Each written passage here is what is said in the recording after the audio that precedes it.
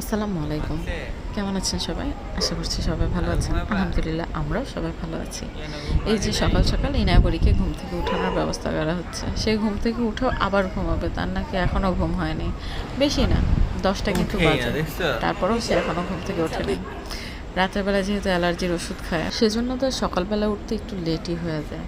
যাই হোক, ঘুম থেকে উঠানোর পরে তাড়াতাড়ি করে বিছানা-টিছানা গুছিয়ে এখন মা মেয়ে মিলে ছাদে চলে যাব।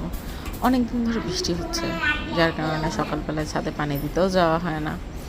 আর এর জন্য ছাদে যে নতুন ফল টলগুলো হয়েছে সেগুলো পাড়াও হচ্ছে না।